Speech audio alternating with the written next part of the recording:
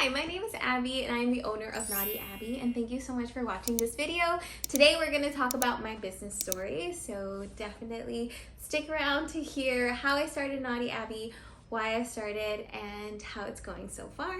Let's begin. My business started in August 2020, and I wanted to go a little bit before that to tell you how I found macrame and why I loved it so much. So at this time, it is 2020 and the big C word, life, is going on. I don't even want to say the word. It's like Voldemort, don't say that word.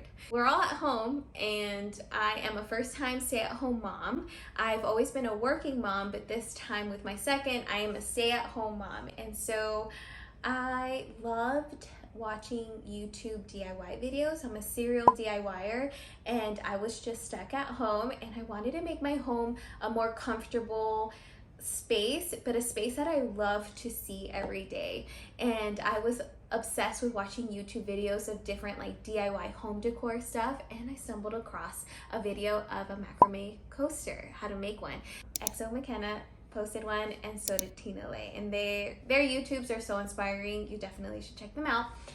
And as I learned how to do this macrame coaster, I was obsessed. Now, I've always had a little bit of experience with fiber crafts. I know how to knit and I know how to crochet, but macrame was like a whole different monkey. Macrame is cord and knots, and that's it. No tools. Your hands are your tools, and I thought that was so unbelievably exciting. And then I also liked the fact that I created something for my home. It wasn't like a piece of clothing. To me, knitting is like blankets, you know, purses, or like hats or things like that. It wasn't like that. It was something for your home. So I love the coasters. They came out so cute. I ended up realizing that I had such a peace creating it, like just in a serene calm, creating something, making something with my hands and cord.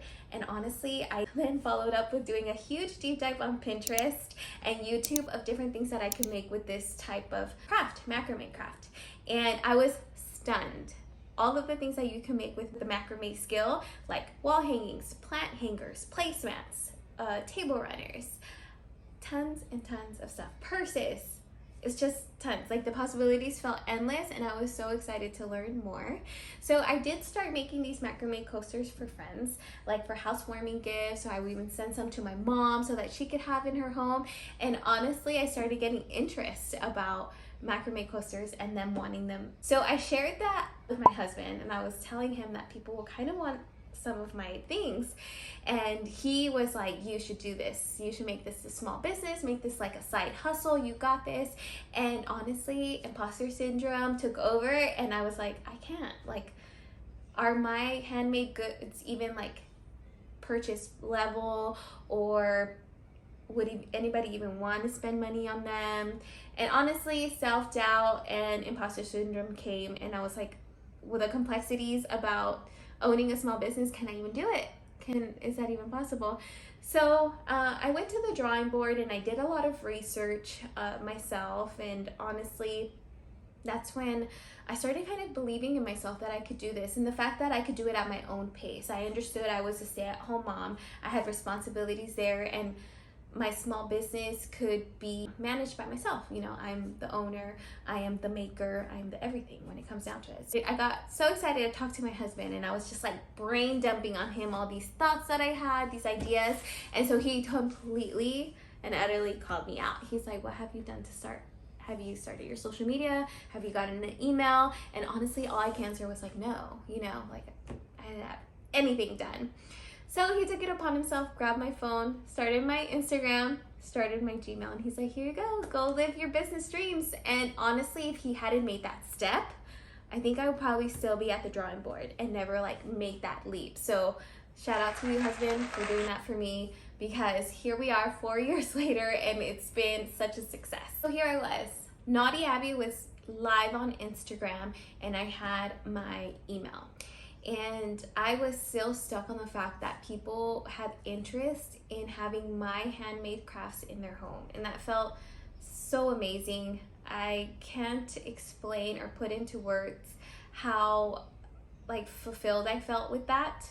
So here I am, KnottyAbi starting, and I started advertising my business in different platforms such as Instagram, Facebook, Pinterest, and just trying to do as much research of getting my name out there as possible. Now, I am living overseas, if I hadn't mentioned before. I'm living in Korea, so at this time, I can't start an Etsy and I cannot start a website. So I was taking orders through DM. Like, anytime somebody had interest, they would message me. I would talk to them about the details, give them pricing, collect payment, create for them. And honestly, this interaction at this time was so lovely. I did this for 3 years, that I would interact with every single one of my customers and they would message me to order. So I knew exactly what they wanted, and sometimes they would share their stories, like why they wanted something or the emotion behind it, or what was their favorite color, if they wanted something as simple as a keychain, or what was their color palette in their home, what was their style, if I ever did wall hangings and stuff for them. So that was like such a special time that I still miss to this day. At this time, since I am just relatively on Instagram, like exclusively on Instagram and somewhat of Facebook, my family and friends came through for me. They were really putting my business name out there. They were resharing my posts. They were posting my stuff on their stories. They were purchasing from me and then telling all of their friends. And honestly, a lot of my customers were word of mouth. Like, my mom's coworker's aunt ordered from me, or my friend's husband's sister ordered from me. That's how like my community grew more and more and more. And I just want to say thank you to my family and friends for doing all of that for me. Like, that was never unnoticed. You guys kept me so busy, and it was amazing, amazing, amazing. As a young business, I was saying yes to everything. At this time, my macrame skill was improving as each order came in. I was doing my best to learn different techniques, but I also said yes to everything. And what I mean by that is just every type of macrame project, I was like, yes, I can do it.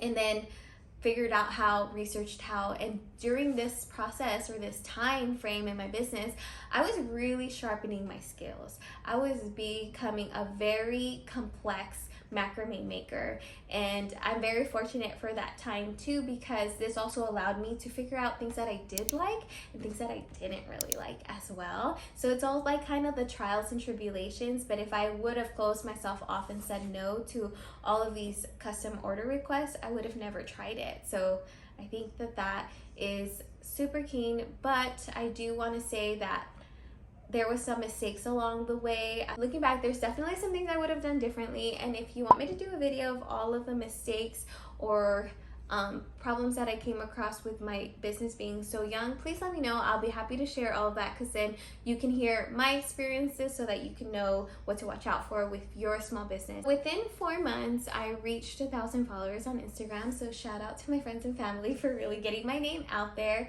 And honestly, orders coming in rapidly. I was living a dream. I was running my business. I was living overseas. I have my 2 kids. I have my wonderful husband, and we're just making it work. You know, I did spend the rest of my time that I was in Korea, which was 2020 to 2023, running my business from my spare bedroom. I was just going, and honestly, I was just nodding my days away. But at this time, while I'm just nodding, I'm also listening to a lot of YouTube videos of how to grow my audience, how to market myself, and things like that. And I also started even taking classes for Reels. At the time, Instagram Reels weren't a thing. I think only TikTok, and I wasn't on TikTok yet. Thank you to Stephanie Case, to her class that I went in. Really taught me how to, you know, use this platform that I had, this Instagram platform, to really get my work out there to a whole new audience. So I loved her videos, and if you haven't checked them out, you definitely should. I was just obsessed with making my business grow. It worked. Everything worked. I was extremely busy, always had orders, always getting new followers, always getting new interactions, and it was fantastic. I felt like I was really building my Knotty friend community. I would get on live and work. It was just fantastic. So, but in true military fashion, we had to move. We set to move to Colorado Springs, so I had to pause taking orders, and it was good though to take a pause and just kind of give my hands a break, give my brain a break. And we were off to Colorado Springs. When I arrived to Colorado Springs, it was such a blessing for my business. I actually reached 3 business goals that I wasn't able to reach while living overseas. Number 1, I was able to start a website. Number 2, I was able to sell my handmade things at boutiques. And number 3, I was able to start selling wholesale. Those 3 things I was not able to do while I was living in Korea, but I was able to do it now while I was living in Colorado Springs. And if you want more tips and tricks of any of those 3 items, please let me know. I'll be happy to tell you and share my experiences with you, because letting my business grow and flourish in that way was so solidifying to me. I really felt like, wow, KnottyAbi is just growing and growing at a rapid rate, and it feels so great because I always remember that girl in 2020 that didn't want to make my social media yet, that doubted myself, but now 3 years later, here I am. And it was fantastic.